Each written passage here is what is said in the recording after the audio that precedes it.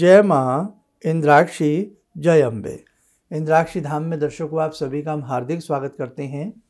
आज के दिन जिन जातकों का जन्मदिवस है, मैरिज एनिवर्सरी है, उन सभी को हमारी तरफ से बहुत बहुत शुभकामनाएं। आज हम श्री संपन्नता की बात करेंगे कि श्री संपन्नता हमें किस आधार पर प्राप्त होती है। हम अनेक उपाय करते हैं, दीपावली की रात्रि का पूजन करते हैं, लक्ष्मी माँ के विभिन्न नामों को जपते हैं, तो कभी भगवती को नाना भांति के व्यंजन का हम भोग लगाते हैं। तो क्या लक्ष्मी हमसे प्रसन्न हो जाती हैं? कई बार हम छोटे छोटे टोने टोटकों के भी चक्कर में पड़ जाते हैं कि ऐसे करने से लक्ष्मी आ जाएगी। तो आज बहुत ही वास्तविक रहस्य हम अपने सभी साधकों को बताना चाहते हैं। इस अंक को अपने ज्ञान वर्धन के लिए और लक्ष्मी की श्री संपन्नता की प्राप्ति के लिए आप लोग जरूर सुनिएगा। आइए पहले आज का हम पंचांग बताएं। 13 दिसंबर सन 2023 दिन बुधवार, संवत 2080, मार्गशीर्ष कृष्ण पक्ष, तिथि प्रतिपदा है। आज नक्षत्र ज्येष्ठा। ज्येष्ठा नक्षत्र में जन्मे जातक गणमूल नक्षत्र की श्रेणी में आते हैं। राहु काल 12 से 1:30, दिशाशूल उत्तर पूर्व दिशा। जैसे कि हम नाना भांति से हर व्यक्ति को धन की चाह होती है और धन के बिना बहुत सारे कार्य भी रुकते हैं, इसमें भी कोई संशय नहीं है। अर्थ बिन सब व्यर्थ सा भी महसूस होता है। अर्थ है तो सब लगता है अच्छा है, लेकिन कहीं कहीं ज़िंदगी के ऐसे बहुत रास्ते आते हैं जहाँ धन की इतनी उपयोगिता नहीं होती, वहाँ आपको और बहुत सारी चीज़ों की भी आवश्यकता होती है। पहला एग्जाम्पल है मन का संतोष, मन की शांति। जब व्यक्ति संतोषी होता है ना, और जिसके मन में शांति और संतोष आता है, तो वो जंगल में रहकर भी आ जाता है, अनेक बिहड़ में रहकर भी आ जाता है, एकांत में भी व्यक्ति संतोषी हृदय का हो जाता है। और जब व्यक्ति को संतोष और शांति न मिले तो उसे राजमहल में भी संतोष और शांति की प्राप्ति नहीं होती है। राजा बनने पर भी ऐसा लगता है कि मन में संतोष नहीं है। आपका बैंक बैलेंस बहुत ज़्यादा भरा हो तो भी लगता है कि संतोष नहीं है ना।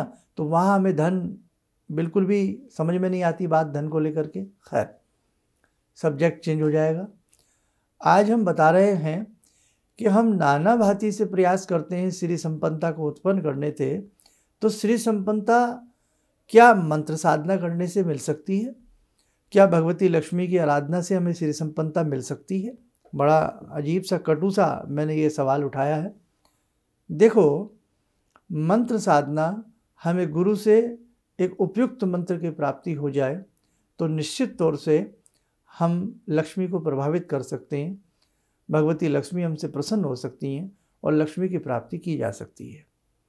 लेकिन एक चीज़ के मैं हक में नहीं हूँ। आप कई बार छोटे मोटे टोटके सुन लेते हैं और आपको कोई भी समझा देता है कि कल इतना बड़ा योग है कि आप ये छोटा सा कर्म कर लीजिए, ये छोटा सा टोटका कर लीजिए, टोना कर लीजिए, धन छप्पर फाड़ के आएगा। ये बिल्कुल आपको बहलाने वाली बात है। जैसे एक छोटे से बच्चे को हम टॉफ़ी दे करके, कोई चीज़ दे करके उसे बहाने से काम में लगा देते हैं, तो ये वही वाली बात होती है। तो ध्यान रखना, 5 मिनट में, 10 मिनट में कोई टोना टोमका झाड़ फूंक करने से या कोई ऐसा काम करने से अकूत धन की प्राप्ति हो जाए तो ये संभव नहीं है। ये आप बात ध्यान रखना। श्री संपन्नता कई कई जन्म लग जाते हैं, हमें श्री संपन्नता प्राप्त नहीं होती है। कई कई जन्मों के शुभ कर्म जब प्लस प्लस होकर के बहुत बड़ा प्लस बनता है ना, यानी कि बहुत बड़ा योग बनता है, तब जाकर के हमें श्री संपन्नता की प्राप्ति होती है। कमल का पुष्प कीचड़ में खिलता है, लेकिन पुष्पों का राजा है। ऐसे ही व्यक्ति कहाँ रहता है, किस स्थिति में रहता है, किससे मिलता है, कहाँ जाता है, क्या करता है, किस मंत्र को पढ़ता है या नहीं पढ़ता, ये बात बाद की है। लेकिन व्यक्ति का कर्म कैसा है, व्यक्ति कैसे कर्म कर रहा है, व्यक्ति पूर्व जन्म में किस प्रकार के कर्मों को कर करके लौटा है, उन कर्मों के आधार पर उसकी जब जन्म पत्रिका बनती है और जन्म पत्रिका में देखा जाता है कि आह क्या बात है, बड़े लाजवाब योग हैं साहब इसके, तो ये तो वास्तव में चक्रवर्ती सम्राट बनेगा, ये तो वास्तव में राजा बनेगा। भले वो गरीब की झोपड़ी में पैदा हुआ है, लेकिन उसकी पत्रिका, उसके ग्रह कह रहे हैं कि ये राजा के समान बनेगा।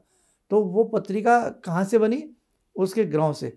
और उसके ग्रह इतने अच्छे कैसे हुए? पूर्व जन्म के योग से। तो कहने का भाव, प्रारब्ध, हमारे संचित शुभ कर्म ही हमें श्री संपन्नता की प्राप्ति कराते हैं, या हमें ऐसे समर्थ गुरु मिल जाए, हमें ऐसी समर्थ बुद्धि मिल जाए, कुबुद्धि दूर होकर के सुबुद्धि की हमें प्राप्ति हो जाए कि हम जन्म से ही नेक रास्तों पर चलें, अच्छे तरीके से चलें, अच्छी सोच को रखते हुए जीवन को जिएं और एक उपयुक्त मंत्र की हमें प्राप्ति हो जाए। उसके बाद भी संभव है कि हमें श्री संपन्नता की प्राप्ति होगी ही होगी। और श्री संपन्नता केवल जेब भारी होने से श्री संपन्नता मत मानिएगा। आपका तन भी स्वस्थ रहे, वो भी आपकी श्री संपदा है, श्री संपदा है।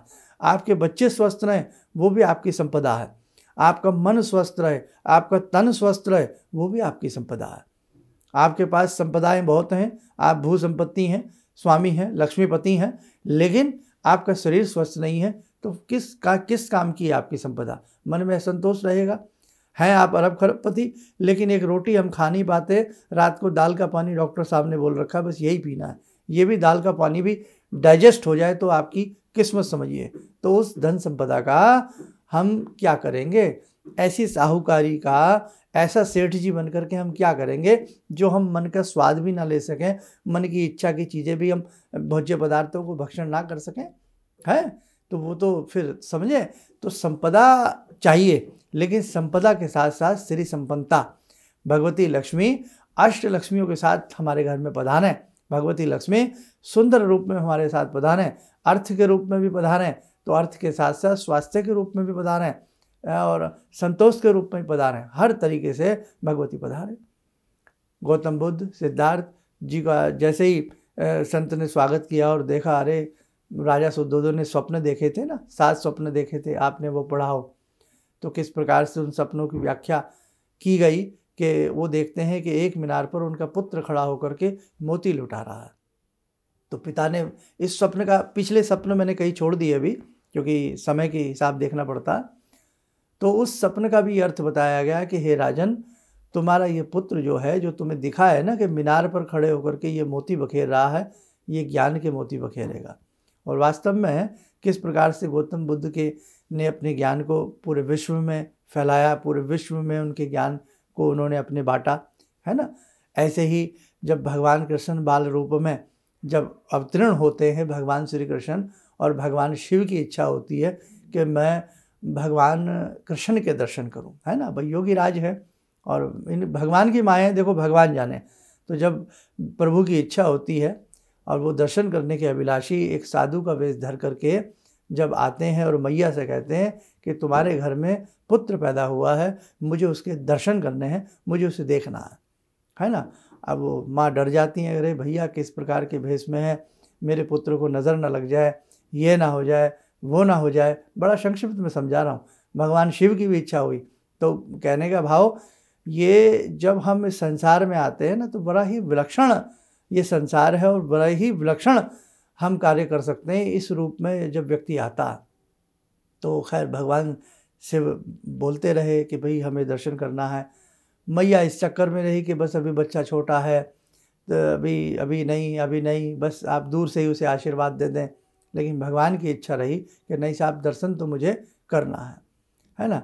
और बोले हम तो हट कर लेंगे, हम तो यहीं पे धुनी रमा देंगे और हम तो यहीं बैठे रहेंगे, कुछ खाएंगे नहीं पिएंगे नहीं जब तक आप हमें दर्शन नहीं कराएंगी। तो वही हुआ। अब जो भगवान श्री कृष्ण के पिताश्री हैं वो बहुत अनन्य भक्त भगवान शिव के रहे हैं। ये सबको मालूम ही होगा जो जिन्होंने भागवत पढ़ी है या जो जानते। तो जैसे ही मैया जब भगवान श्री कृष्ण को लेके आती हैं तो वो रो रहे थे उस समय, मतलब बच्चे वाली लीलाएं हैं। तो उन्होंने कहा नहीं बच्चा तो रो रहा है, अभी बच्चा तो रो रहा है, कि नहीं आप लाओ उसको। जब लेके आए तो वो जैसे ही उठाएंगे उन्हें माता तो वो खिलखिला करके हंस रहे हैं, प्रसन्न हो रहे हैं। तो भगवान तो योगी राज हैं कृष्ण, उन्हें मालूम है कि कौन उनसे मिलने के लिए आए हैं। तो जैसे ही भगवान शिव कहते हैं लाओ हमें गोदी में दे दो। अब मैया डरे, अरे ये साधु सन्यासी है, कोई गोदी में मैं तो नहीं दूंगी। खैर शॉर्टकट में जब जैसे ही भगवान शिव उन्हें गोदी में लेते हैं तो क्या बात है, भगवान का भगवान से मिलन होता है। उसी समय भगवान शिव बड़े प्रसन्न होते हैं और कहते हैं कि मैया ये तेरा लाल बड़ा ही राजा बनेगा, ये तेरा लाल बड़ा ही नरेश बनेगा और ये योगियों में महायोगी, ये योगीराज बनेगा। तो कहती हैं, बड़ी खुश होती हैं, माँ तो खुश होगी उसके लल्ला को कोई ऐसा शुभ आशीर्वचन करे। तो भगवान कहते हैं तुम देख लेना, इसका विश्व में नाम होगा, इसका विश्व में नाम होगा। तो बड़े ही स्वभाव से, बड़े ही एक प्रेम के स्वभाव से जब मैया देखती हैं भगवान शिव की तरफ, तो भगवान शिव अपने ही रूप में आने लगते हैं और कहते हैं ये विश्व में नाम करेगा, हम विश्वनाथ हैं, हमारा वचन खाली नहीं जा सकता, है ना। तो कहने का भाव भैया पूत के पाँव पालने में नज़र आ जाते हैं। तो जब शांति जीवन में बेटा मिलनी होती है, जीवन में जब लक्ष्मी आनी होती है ना, तो वो छोटे मोटे टोटकों के चक्कर में मत पड़ना। और जितने भी हमारे बच्चे हमारे इंद्राक्षी धाम से जुड़े साधक, ये इंद्राक्षी धाम से जुड़े हैं, मंत्र साधना से जुड़े हैं, गुरुदेव भगवान से जुड़े हैं, परम पूज्य गुरुदेव से जुड़े हैं, भगवान शिव से जुड़े हैं, मैया जगदम्बा से जुड़े हैं, भगवती ब्रह्म विद्या माँ गायत्री से जुड़े हैं, तो आप ऐसे छोटे मोटे बेकार के टोने टमकों में मत पड़ना कि कल को ये रात आ रही है, परसों को ये रात आ रही है और साहब इसी रात में हम ऐसा कर लें और वैसा कर लें, हम अरबपति बन जाएं। एक रात में कोई अरबपति नहीं बनता। हमें लगता है कि उस व्यक्ति की लॉटरी लग गई है, हमें लगता है कि उस व्यक्ति को खजाना मिल गया है, लेकिन उसके ये प्रारब्ध का फल था। ये आज से नहीं, ये बहुत हज़ारों वर्ष पहले लिखा गया था उसके भाग्य में, सैकड़ों वर्ष पहले, कि ये खजाना उसे मिलेगा। और जब वो इतना बड़ा जन्म लेगा तो उस जन्म में, उस समय में, उस नक्षत्र में, उस वेला में, उस घड़ी में, उस पल में, उस मुहूर्त में उसे एक खजाने की प्राप्ति होगी। और यानी कि उसका जैकपॉट लगेगा, ऐसे लॉटरी लगेगी या कहीं से उसे ऐसी चीज़ मिलेगी। तो आप समझ गए हमारा कहने का तात्पर्य। आप कभी भी किसी छोटी मोटी लोलुपता में मत फंसना। और ये भी मत फंसना कि हम कहीं बैठ जाएं जा कर के बस यहीं से हमारा उद्धार हो जाएगा। नहीं, अपना उद्धार व्यक्ति स्वयं कर सकता है। अपना उद्धार अपने हाथ में, अपने हाथ जगन्नाथ वाली बात हो जाती है। तो इसलिए ध्यान रखो, जीवन में उठो। जैसे भगवान श्री कृष्ण ने अर्जुन को समझाया कि हे अर्जुन, हे गांडीवधारी, उठो, जागो, अपने गांडीव को उठाओ। और यहाँ कोई रिश्ता नहीं है, ये युद्ध का मैदान है। इसलिए ये भी एक युद्ध का मैदान है। जीवन भी एक जंग की तरह है, इसे जीतना आसान नहीं होता। छोटे छोटे उपाय ज़रूर जीवन में करिएगा, लेकिन वो उपाय करिए जो सार्थक हों, भगवान का नाम आपको दिलाते हों। तो समय कम है आपका, ज़्यादा लिया हमने। कहने का भाव, भक्ति करिए, अच्छे से करिए और किसी विशेष मंत्र को प्राप्त करके भक्ति करिए। गुरु से मंत्र प्राप्त करिए, भक्ति करिए। आपका गुरु मंत्र ही आपको लक्ष्मी के द्वार खोल देगा। ध्यान रखना, हमने कहा ना लस्सी संपन्नता कैसे आती है। आपका गुरु मंत्र आपके लक्ष्मी के द्वार खोल देगा। आपकी अटूट साधना, आपकी अटूट निष्ठा आपके लक्ष्मी के द्वार खोल देगी। ये ध्यान रखना। लक्ष्मी जी की सब चाहत रखते हैं और लक्ष्मी जी चरण किसके दबाती रहती हैं? भगवान विष्णु के। सोचो कि जिस लक्ष्मी को बुलाने के लिए लोग तरसते हों, वही लक्ष्मी सदा भगवान विष्णु के चरण कमलों को दबाती रहती हूँ। ये बहुत बड़ा रहस्य है। कभी फिर किसी समय में रहा तो इसका पूरा रहस्य आपको समझाएंगे। इसलिए ध्यान रखना, भगवान विष्णु को भी पूजो, भगवान विष्णु के भी शरण में रहें। जो जगन्नाथ जी जाते रहते हैं, आते रहते हैं, बड़ी कृपा है उनके ऊपर भगवान जगन्नाथ जी की। तो कहने का भाव, एक तार हज़ारों तारों से जुड़ करके तब जाकर के प्रकाश की उत्पत्ति होती है। आपका गुरु मंत्र आपको धन दिलाने में सक्षम है, आपको श्रद्धा दिलाने में सक्षम है, आपको अमीर बनाने में सक्षम है। लेकिन आप सक्षम बनिए उस मंत्र को अच्छे से कैसे पढ़ते हैं। अच्छे रास्ते पर चलना, किसी को धोखा मत देना, अच्छे जीवन को जीना और कपट से, बहुत सारी चीज़ों से अपने आप को बचाते चलना। आपको कोई माई का लाल रोकने वाला नहीं है। श्री संपदा अष्टलक्ष्मी आपके घर पधारेंगी ही पधारेंगी। फिर भी लगे कि जीवन में बड़ी रुकावटें हैं, हमने तो कभी किसी का अहित नहीं किया, फिर भी हम बहुत दुखी हैं, तो आपके जीवन में कमी है दीक्षा की, आपके जीवन में कमी है मंत्र साधना की। अच्छे से अनवरत तरीके से मंत्र साधना करिएगा, लक्ष्मी का जागरण आपके घर में जरूर होगा। एक बच्चे को आप यूकेजी से, एलकेजी से, नर्सरी से पढ़ाते पढ़ाते फर्स्ट, सेकंड, थर्ड तक उसे जब वो डिग्री कॉलेज में पहुंचता है तब भी अच्छे से पढ़ता है, तब उसे डिग्री प्राप्त होती है।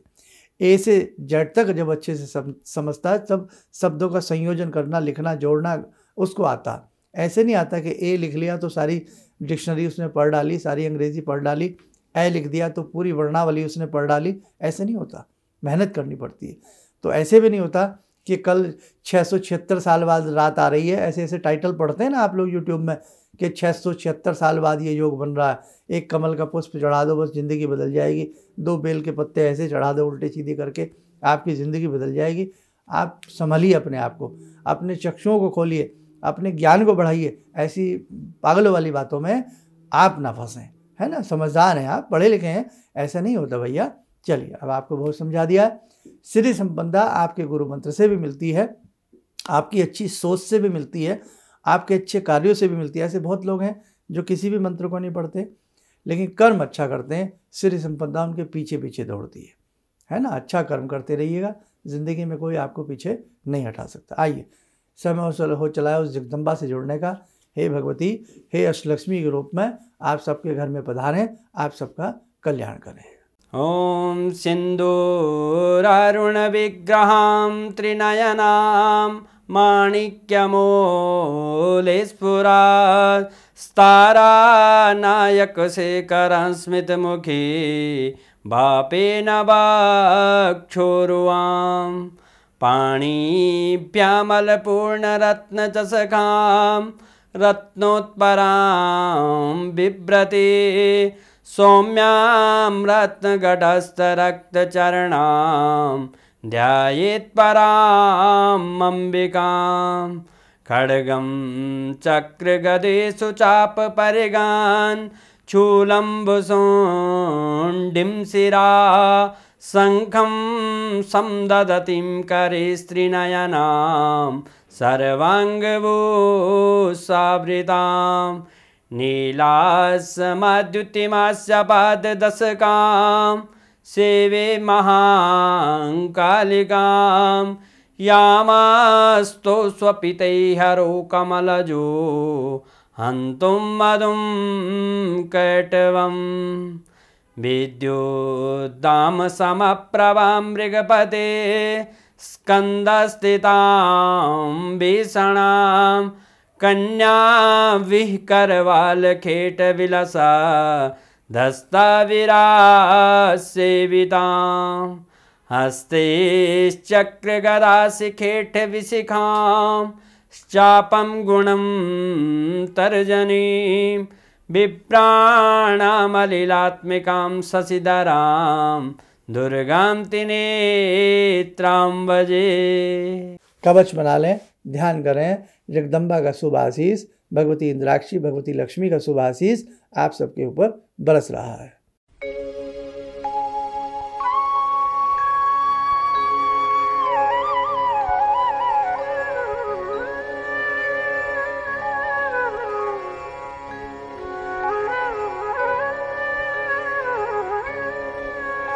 ओम बोलते हुए नेत्र खोलें, सामान्य हो जाए। और दूसरा संदेश, दीक्षा के लिए बहुत तेज़ी से बहुत बड़ी संख्या में आप लोगों के नाम लिखे जा रहे हैं। लिखवाते रहिए जो दीक्षा से जुड़ना चाहता हो। करीब करीब बहुत लोगों को दीक्षा सेट भेज चुके हैं हम लोग PDF फाइल के रूप में। कुछ लोग बचे होंगे, उनको भी 2-4 रोज में आ जाएगा। और जो हमने तारीख दी आपको मोक्षदा एकादशी 22 दिसंबर से आप वो दीक्षा के कर्म प्रारंभ कर लेना। मंत्र पढ़ना बता देंगे, 1-2 दिन में वीडियो बना देंगे छोटी सी। और दूसरी बात ध्यान रखना, इस बार इसका प्रिंट आउट सब निकलवा के रखना।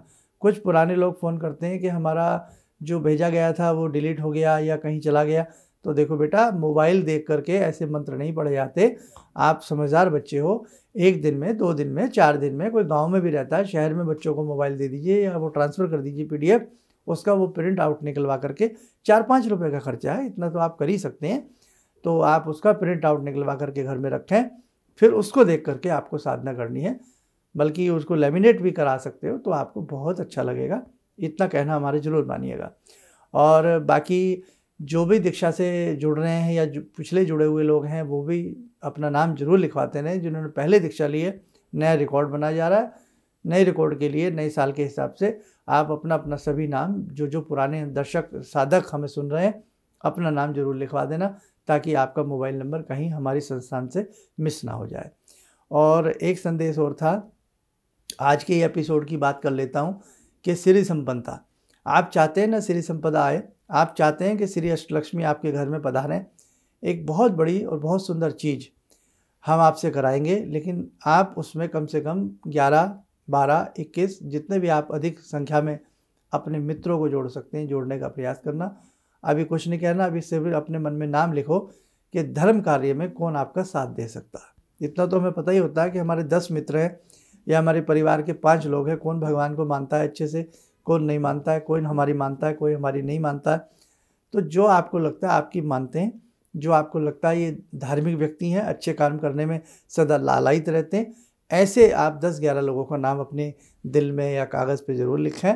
आप जैसे डिक्लेयर करेंगे कि हाँ भाई ये आप सबसे कर्म करवाना है और इससे आपको बहुत अच्छा लाभ मिलेगा, समाज को बहुत अच्छा लाभ मिलेगा, राष्ट्र की हमारी उन्नति होगी, तो हम आपको जोड़ना चाहते हैं, स्वागत करेंगे। और हम प्रयास करेंगे कि जो इस बार का पड़ाव रहे वो आपका एक और कम समय के लिए, अभी 40 दिन की साधना 24 मिनट की थी, किसी की 30 मिनट तक होती थी, तो इस बार हम प्रयास करेंगे वो 6-7 मिनट तक, अंडर 10 मिनट्स के ही वो सारा काम आपका हो जाए। तो आप 10 मिनट का समय 24 घंटे में से अपने मित्रों से, अपने आप से आगामी समय के लिए ज़रूर निकालना है, वो हम आपको जल्द बताएंगे। चलिए, आप स्वस्थ रहें, सुखी रहें। इन्हीं शुभकामनाओं के साथ हम अपनी वाणी को विराम देते हैं। जय जय अम्बे। ऑर्डर्स मेरे पास लगभग ना के बराबर थे। मेरी फैक्ट्री लग रहा था कि शायद मुझे बंद करनी पड़ेगी, कोई दूसरा बिजनेस करना पड़ेगा। मैंने नाम बहुत कमा लिया लेकिन पैसा मेरे पास बिल्कुल नहीं। टीवी में एक छोटा सा मंत्र, अभी तंत्र मंत्र की बात हो रही थी, तांत्रिक मंत्र रहा होगा, मैं इतना अनुभवी नहीं हूँ, मैं इतना ज्ञानी नहीं हूँ। मैंने उस मंत्र को पढ़ा, रविवार के दिन उन्होंने पढ़ने के लिए बताया था। मैंने मंत्र पढ़ा, भंवर वीर भंवर वीर तू चेला मेरा, खोल दुकान कहा कर मेरा। मैंने उन दानों को बिखेरा और आप यकीन नहीं मानेंगे, मेरे दोपहर के समय में ही मेरे पास फ़ोन आने लगे, ऑर्डर्स। आज की तारीख में मैं इतना परेशान हूँ, इतने ऑर्डर्स हैं मेरे पास, लेकिन आज भी मैं परेशान हूँ क्योंकि मैं उन ऑर्डर्स को एग्जीक्यूट नहीं कर सकता। अभी भी मुझे आपकी ही शरण चाहिए, ऑर्डर्स मेरे पास बहुत हैं।